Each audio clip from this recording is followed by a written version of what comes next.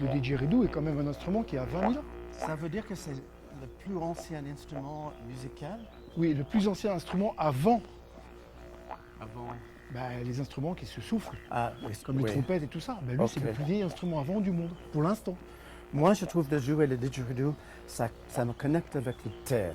Cette vibration, cette sonnerie, ça me connecte avec la terre. C'est aussi normal, parce que c'est fait dans un bois d'eucalyptus, mangé par les termites. Oui, Donc c'est c'est très normal. naturel.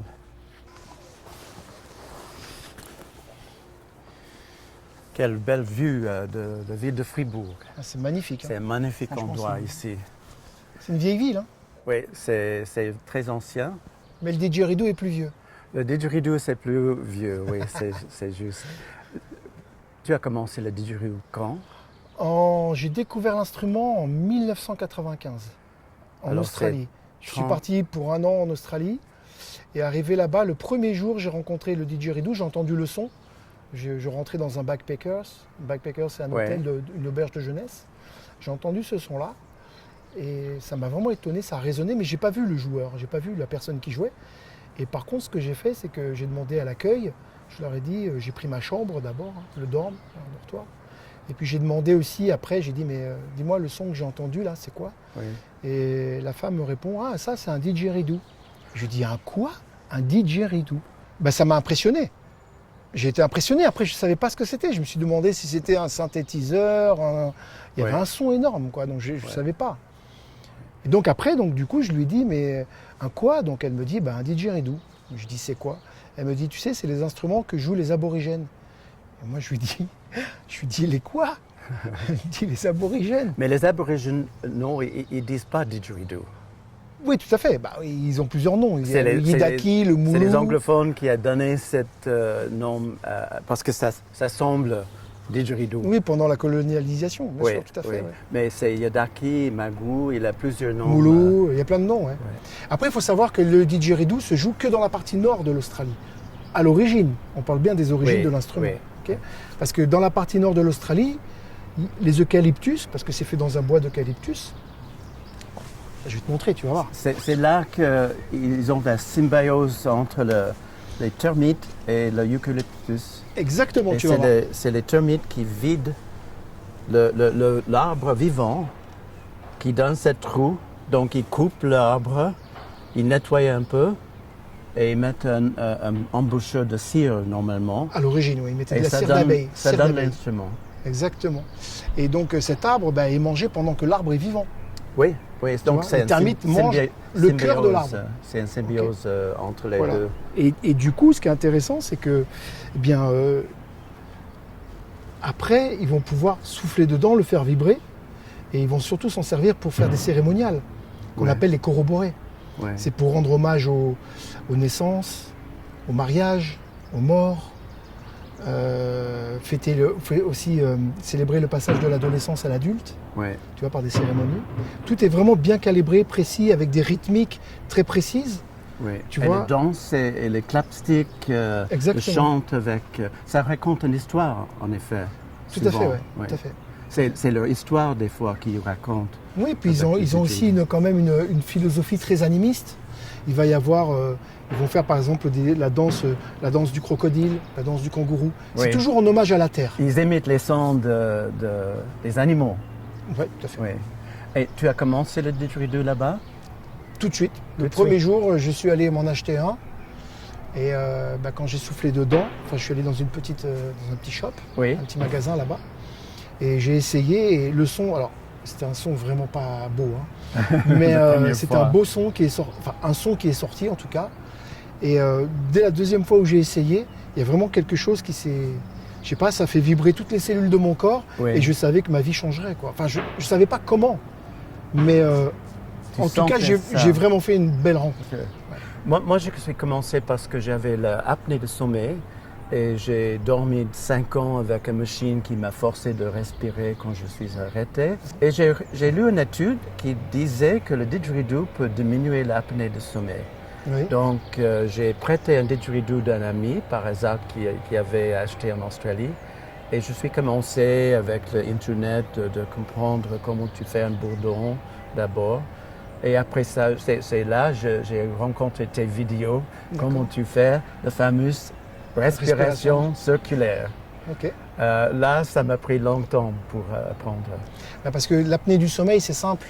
En fait, tu as les muscles de la gorge qui sont mous. Ouais. Donc quand tu dors couché, les muscles tombent et ça te coupe L'air. la trachée. Donc du coup, tu ne peux pas respirer. Ouais. Donc la respiration circulaire t'oblige à te muscler. La gorge. Ouais. Comme tu joues en continu et que tu travailles, tu pousses l'air avec la langue. Ouais. Du coup, tu es obligé de te muscler toute cette partie-là. Ouais. Et donc les muscles redeviennent toniques et ça relibère du coup, quand tu dors, ça relibère ta trachée, tu peux respirer normalement. Donc, il y a 3 ans, je suis revisité mon pulmonologue et j'ai fait les tests. Et quand il m'a présenté les résultats, il dit « Qu'est-ce que vous avez fait différemment? Qu'est-ce qui a changé dans votre vie ?» Et il me demandait si j'ai commencé à courir, si j'avais perdu beaucoup de poids. J'ai dit « Non, j'ai commencé le didgeridoo. Et il a tourné son écran, il dit « Vous avez presque pas apnée de sommeil. » Il a repris la machine et j'étais libéré.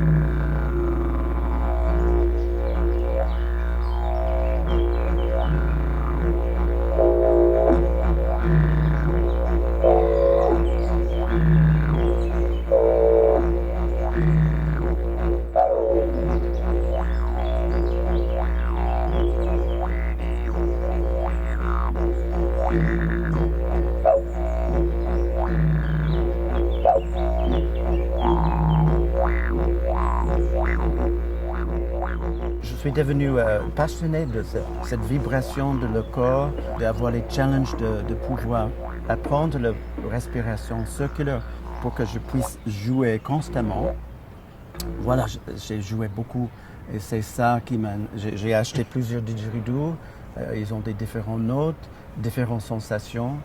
Ça me calme comme une méditation de jouer le didgeridoo pour 20 minutes. Ça, c'est normal parce que tu sais, le didgeridoo, ce qui est intéressant, c'est que quand tu le souffles, ça te fait vibrer le crâne. Ouais. Donc du coup, ça masse le cerveau quelque Ça part. masse le Ça te fait cerveau. un câlin. Tu Ça vois, masse le diaphragme parce qu'en fait, on joue pas avec les poumons ici, mais avec le diaphragme. Et ça relaxe tout le tension. Tu joues avec le diaphragme, ouais. Ouais. Bien sûr. Ouais. Tu utilises. Tu reviens à la respiration fondamentale. Hein. Tu es obligé d'apprendre à respirer d'abord. Hein. Ouais. C'est ce que je dis moi toujours à mes élèves. Hein. Ça m'a pris 3 mois d'apprendre cette respiration continue, mais ça me prend des années pour perfectionner ça. Ça, ce que je dis toujours, c'est la respiration circulaire peut être très vite compris. Tu peux la comprendre en 2 minutes. Ouais. Mais pour la maîtriser, c'est là où ça va prendre des années. Beaucoup de temps. C'est là où ça va prendre des années, ce qui est normal. Oui. Tu as dit que ça changeait ta vie, le didgeridoo. Ta vie avant, c'était comment? Ma vie avant, c'était... j'ai envie de te dire qu'elle était plus... Même si j'étais quelqu'un de heureux, j'aime surfer dans l'eau, j'aimais la musique, j'étais saxophoniste avant. Mais le didgeridoo a vraiment apporté une dimension où ça m'a mis en accord avec la nature et moi-même en fait. Parce que je suis parti en Australie et à partir de là, je voulais surfer les vagues mythiques de là-bas. Oui. Et là-bas, j'ai découvert le didgeridoo et ça m'a amené une plénitude, une joie de vivre. Et du coup, maintenant, je peux dire que le didgeridoo m'a arraché à l'océan. Une plénitude, dans quelle façon?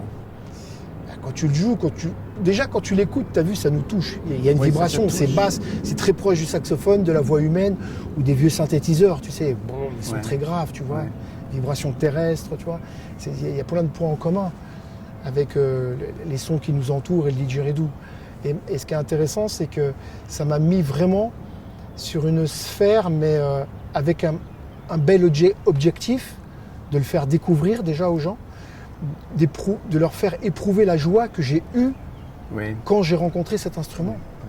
Moi, j'ai trouvé ça changer beaucoup mon contact avec les gens, quand je joue pour les gens, quand ils m'écoutent. Et aussi, je connais maintenant beaucoup de joueurs de didge, et c'est les types géniaux, ouverts, on passe les moments très bien ensemble.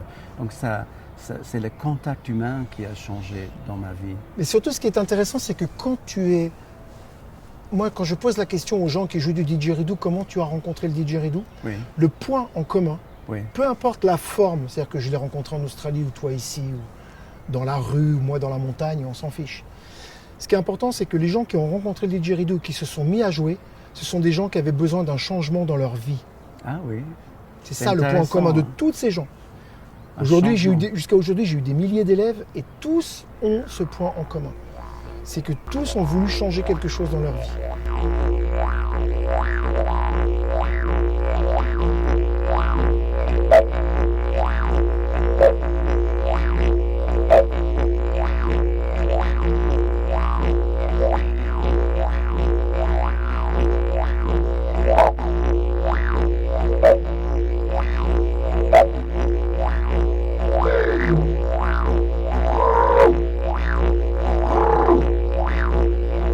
Et après 30 ans, c'est quoi ta relation avec le ditch maintenant? Ah ben moi, ce ditch-là, il m'a sauvé 2 fois la vie. Hein. 2 fois. Physiquement parlant, il m'a sauvé la vie. Ouais.